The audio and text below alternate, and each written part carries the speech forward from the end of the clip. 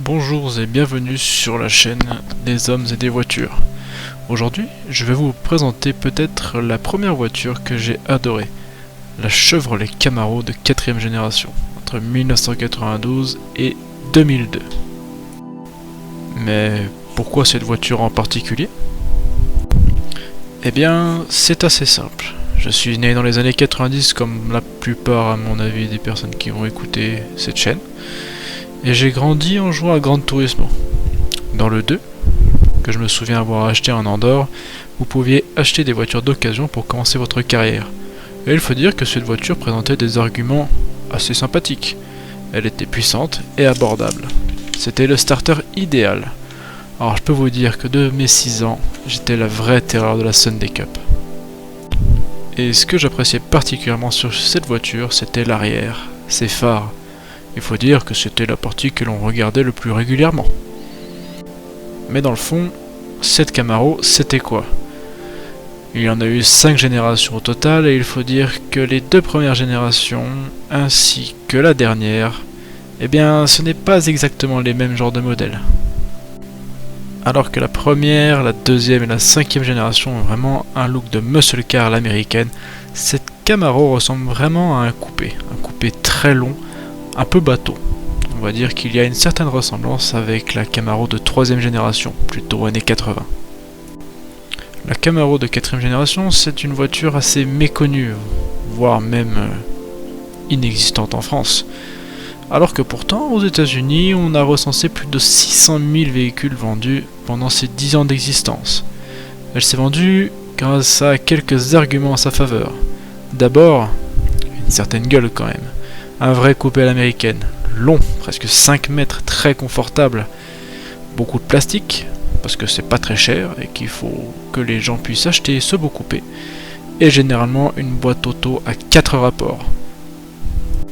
Mais ce qui était vraiment intéressant dans cette Camaro, c'était en effet les moteurs. Vous vous retrouviez avec un choix assez hétéroclite. Ça partait d'un simple V6 3,4 litres de cylindrée de 160 chevaux et vous pouviez avoir jusqu'un V8 5,7 litres de 330 chevaux. En somme, c'était le même moteur qui équipait la Corvette C5. Pour autant, une question se pose. Pourquoi acheter ça quand on pouvait acheter autre chose dans des prix qui étaient parfois assez similaires? À l'époque, les années 90 pour les États-Unis, c'était quelque chose d'assez abordable que la Camaro. Eh bien, avec une Camaro, qu'est-ce que vous pouviez faire? Aux États-Unis, les routes sont droites, les feux sont nombreux. Vous pouvez donc bombarder en ligne droite et battre pas mal de monde quand même avec ce moteur de 330 chevaux. Mais surtout, la Camaro, c'est autre chose, c'est un état d'esprit. C'est aimer les voitures, c'est aimer la différence. C'est une voiture sortie dans les années 90. Les années 90 étaient pleines d'espoir, l'informatique se démocratisait vraiment, Internet arrivait. Ici, vous aviez une voiture différente. Dans les années 80, vous aviez plutôt une tendance à avoir des voitures assez cubiques, assez rudes, avec des lignes parfois peu jolies, on pourrait dire. Et avec là, dans cette Camaro qui a donc été conçue dans la fin des années 80, vous avez une voiture différente, avec un look différent, très aérodynamique. Ça préfigurait quelque chose, le futur, la modernité, l'espoir. Dans le fond, on peut dire que cette voiture était une sorte de pont entre générations. Entre les années 80 avec ses lignes droites et les années 2000 avec ses lignes plus arrondies. Enfin, si l'on regarde les générations de Camaro, on se dira peut-être que c'était plutôt un écart de conduite. Il en vient de se poser la question, eh bien, pourquoi ai-je vraiment aimé cette voiture?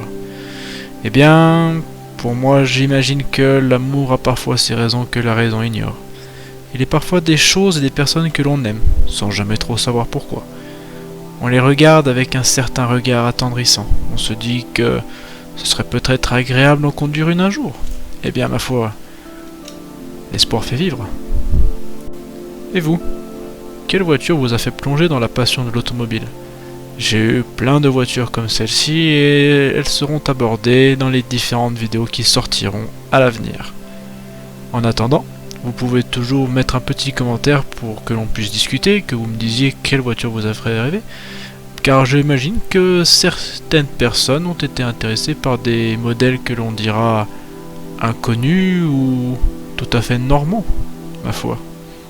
En attendant de pouvoir lire vos commentaires, je vous recommande de vous abonner à ma chaîne, que l'on puisse discuter et que vous puissiez profiter des futures vidéos qui sortiront sur la chaîne, si bien sûr ces formats vous plaisent.